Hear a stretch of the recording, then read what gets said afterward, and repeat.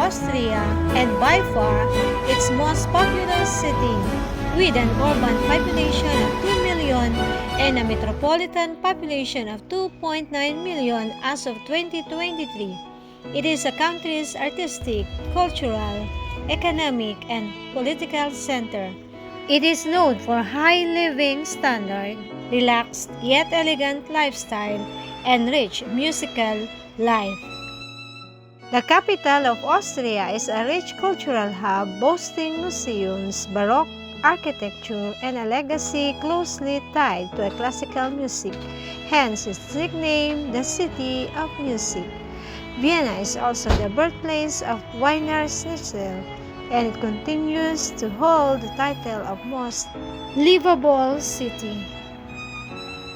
People describes Vienna as a place where tradition meets the contemporary, while the city is, in many ways, visually defined by its historic structures, interesting and contemporary concepts living behind these traditional facades, such as modern art, cutting-edge culinary innovations, and interactive experiences with today's creators. There's a lot of tourist attractions in Vienna, but here are the most popular tourist attractions. First is the Schönbrunn Palace. The huge 18th century Schönbrunn Palace, with its extensive park and gardens, typically pulls in several million visitors a year. A former seasonal home to the Hofburgs and a UNESCO World Cultural Heritage Site, you can just wander around the outside for free or take a tour of the magnificent interiors. It's probably the most popular tourist attraction in Vienna. The palace pulled in over 2.3 million visitors in 2022. Think of Schönbrunn as Austria's Versailles, with slightly less opulence and a lot more cake.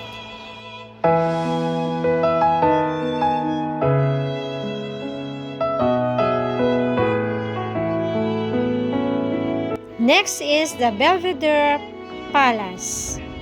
Once the summer residence of the Austrian Habsburg dynasty, Prince Eugene of Savoy, the Belvedere Palace is a Baroque-style complex in Vienna, Austria, decorated with sculptures, cascades, fountains, and gardens.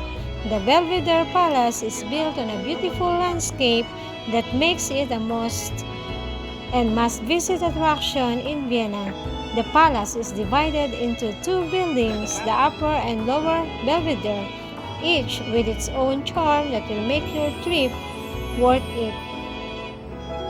The lower Belvedere and the neighboring orangery host temporary exhibitions, while the former stables display arts from the Middle Ages. The upper Belvedere houses the museum's permanent collection, which includes works by Gustav Klimt, notably The Kiss, Egon Schiele, Oskar Kokocha, Helen Funke, Claude Monet, Elena Luch-Moldavsky, Vincent van Gogh, and August Rodin.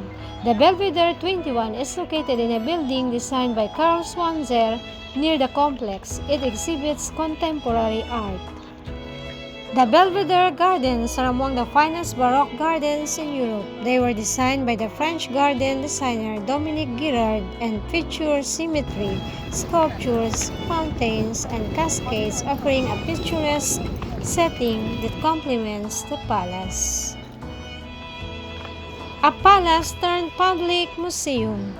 After the fall of the Austro-Hungarian Empire, the Belvedere was transformed into a public museum. It now houses the Ostrich Gallery Belvedere, showcasing a vast collection of Austrian art spanning several centuries. As a matter of fact, the gardens of the Belvedere Vienna are among the best Baroque gardens in Europe, so much so that they are listed as a UNESCO World Heritage. Not only do the gardens connect the upper with the lower Belvedere, but they host both bold, beautiful sculptures, nearly trimmed hedges, and artful flower beds. To further break up the space, the garden consists of 3 levels. Clearly, my favorite are the water cascades and fountains in the middle of the garden.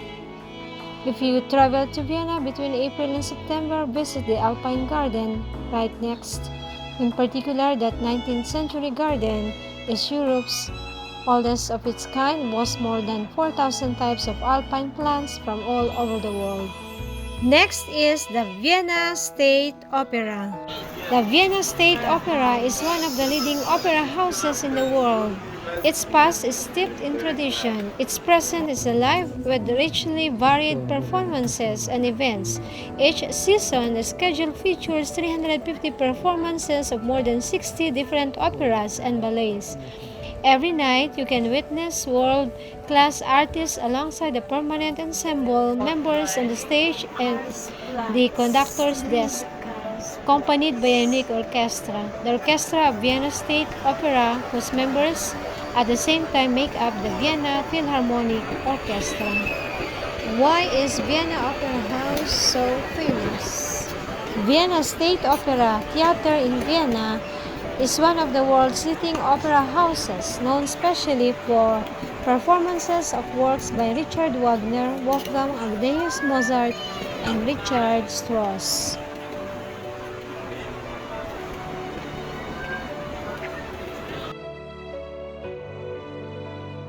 Hofburg Imperial Palace, one of the biggest palace complexes in the world, formerly the residence of the Imperial family, today a hotspot for museums, politics, and events.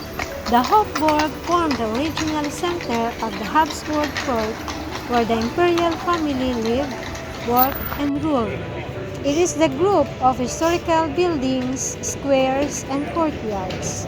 You can walk around most of the area freely, home to some top Vienna sights and experiences including Sissi Museum and Imperial Apartments, Spanish Riding School, Imperial Treasury, and Crown Jewels. Located in the Old Town at the center of Vienna, the Hofburg area covers a collection of formerly Imperial and court buildings occupied by the ruling Habsburg dynasty between the 13th and early 20th century.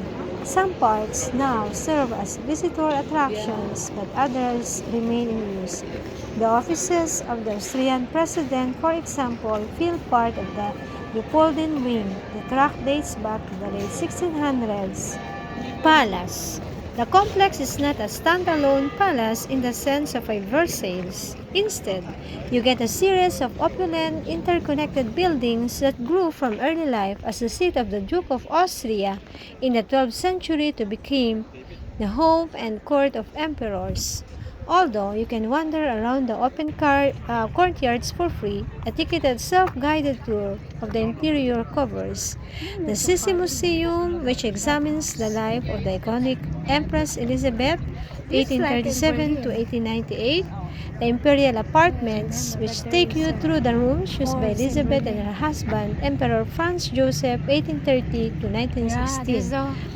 In normal circumstances, the tour would also include the silver collection, which presents imperial porcelain, crockery, cutlery, cooking utensils, and table decor. However, the silver maker is closed for the foreseeable future for renovation work. Weltmuseum Wien, or the Museum of Ethnology, is the largest anthropological museum in Austria, established in 1876. It is housed in a wing of the Hofburg Imperial Palace and holds a collection of more than 400,000 ethnographical and archaeological objects from Asia, Africa, Oceania, and America. The Heldenplatz, or Hero Square, is a public space in front of the Hofburg Palace, located in the inner Stadtborough. The President of Austria resides in the adjoining Hofburg Weir, while the Federal Chancellery is on adjacent Ballhausplatz. The Maria Theresienplatz is a large public square that joins the Ringstrasse with the Museum Quarter, a museum of modern arts located in the former Imperial stables. Facing each other from the sides of the square are two near-identical buildings, the Natural History Museum and the Art History Museum. The buildings are near identical except for the statuary on their facades. The Natural History facade has statues depicting personifications of Africa, Asia, Europe, and the Americas. The Art History Museum facade features famous European artists such as the Dutch Bruegel, among others. The two museums on the square were conceived as twins.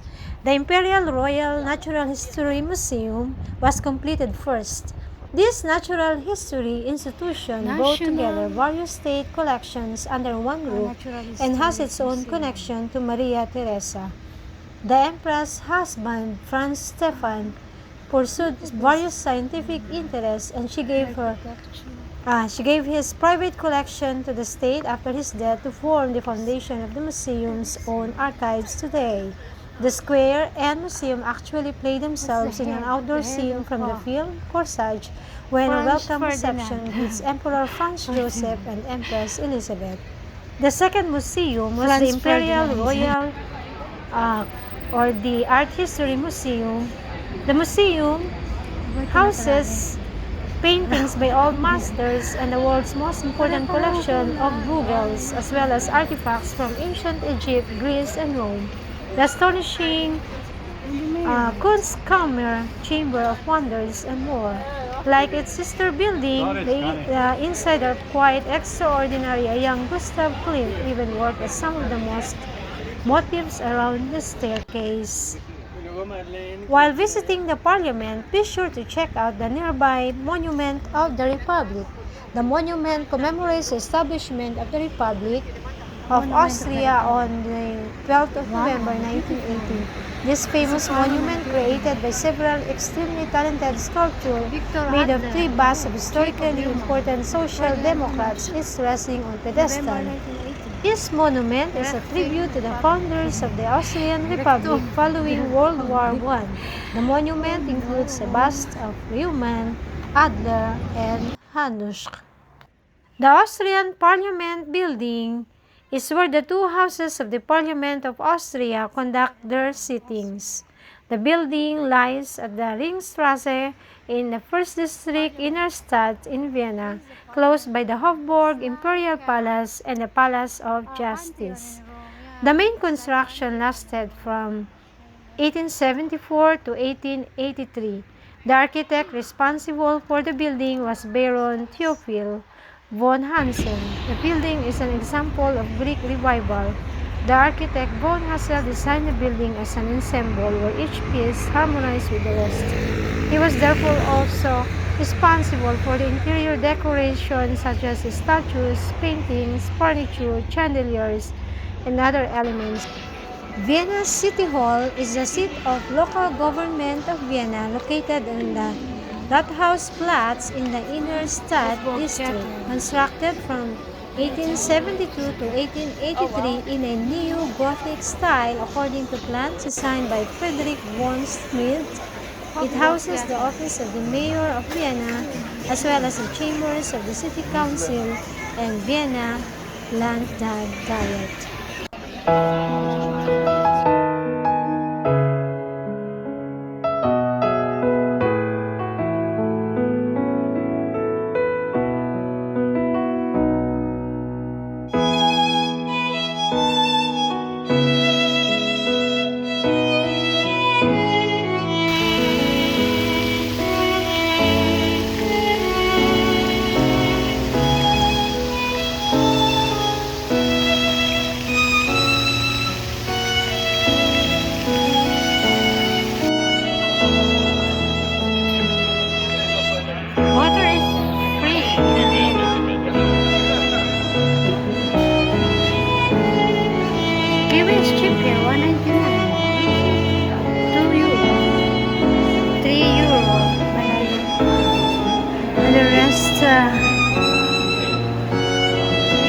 also they have